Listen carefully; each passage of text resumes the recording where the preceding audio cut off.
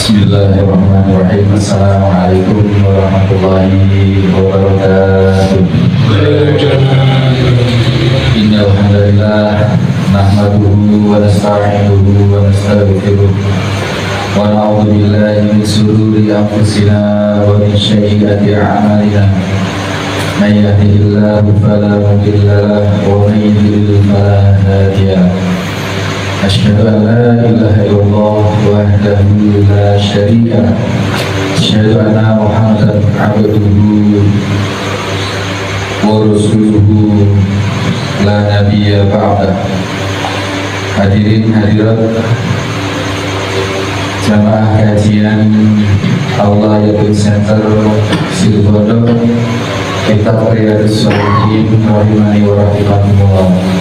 Terjemahan hadis yang ke-101 menerangkan bahwasanya kita harus berhati-hati di dalam menyikapi surga dan neraka. Kita ambil faedah yang pertama bahwasanya sebab seseorang jatuh pada syahwat itu dikarenakan karena setan itu menghias-hiasi hijab, menghias-hiasi neraka itu dengan keindahan. Jadi memang sengaja setan itu membuat segala sesuatu yang menghijabi neraka itu indah, gitu ya. Dulu kalau nggak salah ada Roma Irama itu pernah nyanyi, kenapa minuman itu haram gitu. Karena merusak pikiran. Terusnya itu kenapa yang enak-enak justru diharamkan, kenapa yang asik-asik itu diharamkan. Ini mengambil nilai-nilai dari hadis ini. Karena yang enak-enak itu memang di antaranya adalah pekerjaan setan itu memang mengukir keindahan terhadap sesuatu yang membahayakan manusia. Meskipun mahal, ya, minuman keras, ganja atau narkoba itu kan bukan barang murah. Tetapi karena dihias-hiasi oleh setan, karena diiming-iming, diperelok oleh setan, maka kadang orang dengan sesuatu yang mahal pun dia tajam. Padahal jelas-jelas itu akan menyusahkan. Sekarang minuman haram itu harus beli, Pak. Targetnya apa? Supaya mabuk. Padahal kalau hanya mau mabuk aja gampang, tidak usah melakukan yang haram. Naik angkot menghadap ke belakang, keliling. Kalau belum mabuk tak usah turun-turun. Kalau sudah sampai terminal bayar lagi, ikut lagi gitu. Lama-lama mabuk. Atau kemarin yang viral di media sosial, ada anak kecil bandulan dengan ban yang ditali di atas, muter dia itu muter gitu sendiri pakai kakinya naik gitu. Habis gitu dia lepas kakinya, muter balik, sesar sekali. Nah begitu ban itu berhenti, anak itu berdiri lah, oleng, berdirinya oleng, mabuk kayak orang mabuk itu. Nah sebenarnya kalau hanya ingin targetnya mabuk saja kan bisa, nggak usah minum minuman khamar, bisa nggak usah pakai narkoba kalau targetnya mabuk. Kenapa kok pakai minum? Kenapa kok pakai narkoba? Ya karena itu, karena dihias-hiasi oleh setan. Woi, kau kalau minum dapat 1 botol itu kurang jantan, harus 2 botol, harus 3 botol. Kamu apa cemen, baru 5 botol sudah teler. Aku nono 7 botol belum apa-apa. Seperti itu, Pak. Dibikin semacam dihias-hiasi oleh setan, semacam menjadi gaya hidup, menjadi lambang kecantanan, lambang keperkasaan. Semakin semakin jago minum seolah-olah semakin jangan. Itu yang masih remaja, kamu pacaran sudah berapa kali? Saya 1 kali. Apa pacaran ke 1 kali? Seperti itu loh Pak. Dibikin semacam gaya hidup. Sudah ngurusui istrinya orang berapa? Nggak pernah apa, nggak laki-laki, ya seperti itu. Nah, inilah diantara kehebatan setan, bagaimana bisa menyebabkan manusia bisa menguak hijab-hijab neraka itu dengan keindahan-keindahan, meskipun kalau harus memakai biaya yang mahal itu. Kemudian fawaid yang kedua yang kita bisa ambil dari hadis yang cukup pendek ini adalah bahwasanya kadang jiwa kita itu tidak suka sesuatu yang baik, padahal sesuatu itu lebih baik. Tidak suka sesuatu padahal sesuatu itu baik. Sebaliknya kadang menyukai sesuatu padahal sesuatu itu jelas-jelas tidak baik. Dalam surat Al-Baqarah ini bermula ketika Allah Subhanahu wa taala menurunkan perintah untuk berperang. Man kutiba alaikumul qital, diwajibkan atas kalian berperang, padahal perang itu sangat kalian benci. Ya, kemudian Allah menyambut dengan kaidah umum. Wa asa an takrahu, dan kadang kalian itu menolak atau membenci sesuatu syai'an wa huwa khairul lakum, padahal sesuatu itu baik bagi kalian. Wa asa an tuhibbu syai'an wa huwa syarrul lakum, padahal sesuatu itu yang kamu suka itu buruk bagi kalian. Ini kaidah umum. Maka pelajaran yang kedua yang bisa kita ambil dari hadis ini adalah bahwasanya memang kadang jiwa manusia itu tidak menyukai sesuatu yang pada sesuatu itu baik. Maka di dalam pengantar tadi kita sampaikan sering-sering jiwa kita ini harus kita paksa untuk mengambil sesuatu yang baik, yang khair. Nah, bagaimana tahu baik itu yang harus dipilih bagaimana? Karena baik itu kan ada beberapa tingkatan. Baik bagi masing-masing orang, baik bagi orang banyak, menurut orang banyak, dan baik menurut sesuatu yang hakiki. Kalau baiknya baik bagi diri sendiri, itu belum tentu baik bagi orang lain. Ini orang yang memakai prinsip-prinsip ya kesenangan sendiri. Terus juga baiknya orang banyak. Baiknya orang banyak ini semacam demokrasi. Asalkan disetujui oleh sebagian banyak orang, ya itu yang diberlakukan, meskipun itu tidak benar. Ini yang berlaku di dalam pemerintahan, ya di DPR, di MPR, di masyarakat pun demikian.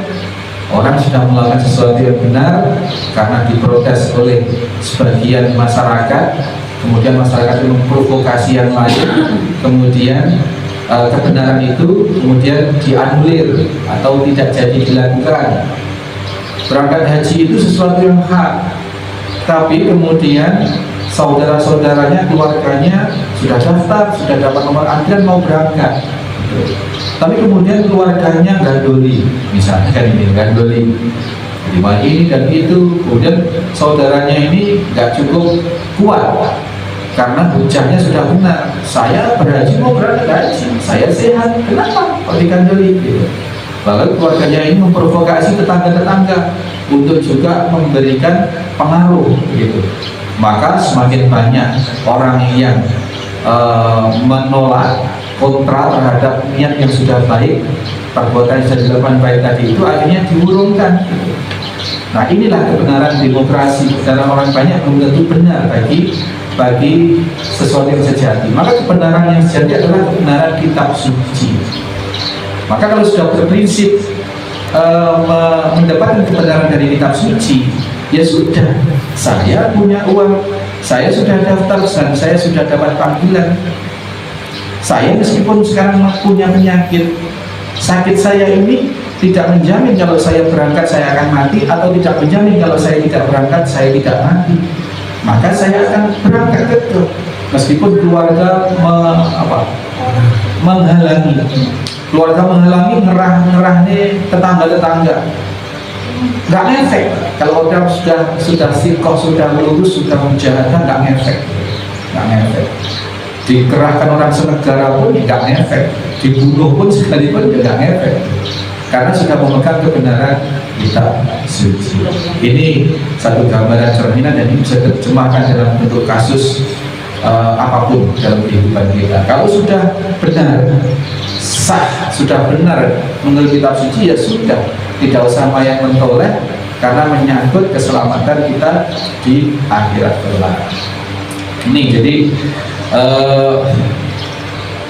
jiwa kita tidak senantiasa kita tidak menyukai sesuatu, dan padahal itu baik. Maka kita harus mengilmui yang baik itu yang bagaimana. Mengilmunya dari mana? Ya kita cari kebenaran yang hakiki, yakni kebenaran dari kitab suci. Jangan sampai kita salah menisbatkan kebenaran kepada kebenaran orang banyak, atau sekedar kebenaran, apalagi kebenaran diri sendiri gitu. Maka ada anggota DPR yang sampai direkol. Direkol itu maksudnya dikeluarkan dari keanggotaan DPR dari partainya karena tidak sejalan dengan pikiran partai. Dulu saya kenal yang pertama dengan rekol itu Sri Bintang Pamungkas, orangnya memvokal. Sri Bintang Pamungkas itu adiknya atau kakaknya Sri Edi Swasono. Sri Edi Swasono itu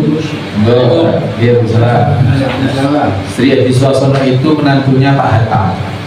Memang insya Allah dalam keluarga itu orang yang lurus-lurus pemikirannya. Direkol Pak, karena menurut dia ketetapan yang akan disahkan ini tidak benar. Maka dia sendiri berpendapat lantang di rapat paripurna itu tidak menyetujui. Akhirnya fraksi dia waktu itu hanya 3 fraksi, ada P3, PDI dan Golkar waktu itu. Maka fraksi dia karena vokalnya dia tadi merekol itu maksudnya orang partai mengutus anggota partai untuk menjadi anggota dewan. Nah, direkol itu maksudnya dipanggil kembali untuk jadi anggota dewan, dikeluarkan dari keanggotaan dewan, tapi tetap jadi anggota partai. Nah, ini cerminan orang yang memegang teguh kebenaran sejati, maka dia tidak ngefek mau direkol mau apa gitu. Tapi kalau masih mayang mentoleh, maka dia akan berpikir demokrasi. Wah, kan orang banyak atau partai saya menyetujui undang-undang, rancangan undang-undang ini, meskipun undang-undang ini menindas rakyat. Ya sudah, secara suara terbanyak dalam partai saya ikut. Nah, ini berarti apa? Kebenaran yang dia pegang bukan kebenaran yang hakiki. Dia belum memegang kebenaran hakiki bahwa menzolimi, melahirkan undang-undang yang menzolimi rakyat itu dosanya besar. Dia tidak kesana pemikirannya, tidak berpegang pada pemikiran yang hakiki, tetapi pemikiran yang menurut orang banyak itu. Ini Bapak sekalian. Kemudian faedah yang ketiga, menuntutkan pada kita bahwasanya kalau tadi Rasulullah SAW menyatakan bahwa surga itu dihijabi oleh sesuatu yang indah-indah, neraka itu dihijabi oleh sesuatu yang indah-indah di dunia ini, dan surga itu dihijabi atau dilingkupi, diselimuti oleh sesuatu yang berat-berat menurut kebanyakan manusia yang tidak enak. Menurut kebanyakan manusia yang dohirnya tidak enak, maka di situ pelajarannya adalah wajibnya kita berjihad, bermujahadah, melawan nafsu, melawan nafsu kita, melawan nafsu syahwat kita, syahwat ya. Karena sesuatu yang enak tadi itu adalah makanannya syahwat. Hijabnya neraka itu adalah makanannya syahwat. Nah, sementara syahwat ini kalau tidak kita kendalikan, tidak kita perangi, ya kita akan lebur di dalam mengerjakan hijabnya atau selimutnya, melakukan selimutnya neraka itu. Dan sudah dinyatakan bahwa barang siapa yang membuka atau mengerjakan hijabnya itu, dia akan masuk ke dalamnya. Kalau hijabnya yang dilakukan di dunia hijabnya surga, ya ini sesuatu yang menyulitkan ya kita akan dapat surga. Sebaliknya kalau kita memperturutkan syahwat, maka syahwat cenderung mengambil yang buruk secara hakiki, tetapi enak indah secara zahiriahnya. Maka di situ pelajarannya adalah kita wajib bermujahadah, bersungguh-sungguh dengan mengorbankan segala apapun. Kalau harus dikorbankan dalam rangka kita bisa mencegah atau mengendalikan syahwat itu untuk tidak nerak atau tidak mengerjakan sesuatu yang menjadi selimut neraka. Nah, adapun yang dilakukan, yang harus kita perjuangkan, syahwat itu cenderung pada keburukan-keburukan yang diantara selimutnya itu berupa yang tren, yang sudah viral, 3T itu apa? Tiga tak, harta, tahta, wanita. Kalau untuk ibu gimana? Ya sama, harta, tahta, pria, ya sama. Jangan dikira ibu-ibu wanita itu juga tidak punya keinginan seperti itu. Pasien saya kuliah itu ya, dari kalangan ada yang pejabat yang lebih tinggi, ada yang agak tinggi, wanita yang mengeluh, saya kok selingkuh, ngaku loh, minta diruya. Oh, diruya harus sembuh, ya harus tazkiyatun nafs. Ruya itu kan bagian dari ikhtiar yang bersifat doa kan gitu. Tazkiyatun nafs ini bersifat penyembuhan hati. Harus secara sunatullah, ya harus dinasihati, harus diberi pandangan-pandangan itu. Bos, berapa masa kemudian kembali lagi, saya kira selingkuh lagi, ternyata aduh Ustaz, sekarang suami saya yang selingkuh. Kalau kapan Bapak Ibu sekalian, selingkuh itu seperti ada hutang, jadi pasti akan terbayar. Kalau tidak pada dia, kalau tidak pada pasangan dia, pada keturunan dia. Ini maka kita harus berhati-hati sekali. Nah ini, jadi harus ada perjuangan yang sungguh-sungguh, yang merelakan untuk berkorban di dalam melawan jihad, melawan hawa nafsu itu. Harta itu adalah makanan syahwat. Harta itu cenderung yang manis, yang dikatakan oleh Nabi, kalau seseorang sudah memiliki 1 gunung emas, maka dia akan cenderung mengembangkan harta itu untuk mencari gunung emas yang kedua. Kalau punya 2 gunung emas, dia akan mencari gunung emas yang ketiga, dan seterusnya. Dan manusia yang seperti ini hanya akan bisa sudah merasa puas, tidak mengupayakan tambahan harta kalau sudah mulutnya diisi dengan tanah. Artinya kalau sudah mati baru berhenti. Dan orang yang keduanya seperti ini pasti akan sangat hemat mengeluarkan hartanya di jalan Allah. Kata itu zakat yang memang betul-betul wajib, maupun sedekah yang bersifat sunnah, infak, wakaf, ya, sedekah, itu pasti akan sangat. Kalaupun dia melakukan itu, pasti dia punya hitung-hitungan duniawi. Kalau saya ngasih ini, jalan ini saya aspal, saya dapat apa dari warga sini? Kalau saya ngasih paving di gang ini, targetnya harus suara saya di gang ini nanti harus, di RT ini harus sekian. Ternyata waktu habis pemilihan suaranya tidak memenuhi syarat tersebut, pavingnya diambil. Ini sedekah atau infak atau apapun yang memang targetnya murni dunia. Nah, orang seperti ini selalu dirugi orang. Jadi ini orang yang keduanya. Harta itu kayak harta pasti manis. Siapa yang tidak suka dengan harta? Nah, inilah makanan syahwat. Maka harus kita perangi, harus kita ilmui bagaimana kita bisa memperlakukan harta. Bagaimana bisa kita menyikapi harta? Harta itu jangan diletakkan di hati, cukup letakkan di tangan, didistribusikan, datang keluarkan, distribusikan saja. Kalau sampai disimpan di hati, musibah harta itu. Nah, kemudian ada harta tahta, kedudukan, Pak. Kedudukan. Mari kita bahas di hadis 30 itu ada seorang malikut, seorang raja dengan sihir, dengan memiliki tukang sihir. Kecenderungan kekuasaan berdampingan dengan sihir. Nah, sampai hari ini pun terjadi. Kalau orang sudah punya kekuasaan, dia cenderung memakai backup spiritual yang apabila penguasa ini tidak beriman, backup spiritualnya dari kalangan tukang-tukang sihir. Gitu. Tapi kalau orang yang punya iman yang kuat, backup spiritualnya adalah Allah Subhanahu wa Ta'ala. Nah, dalam memperoleh tahta sekalipun, orang yang tidak memiliki iman yang memadai, maka dia menempuh dengan jalan sihir. Datanglah ke dukun, cari syarat. Datanglah ke orang pintar, cari syarat. Atau dia dalam mempertahankan kekuasaannya, berkuasa, dia memelihara tukang-tukang sihir modern. Apa itu? Buzzer-buzzer. Para opini, membangun opini.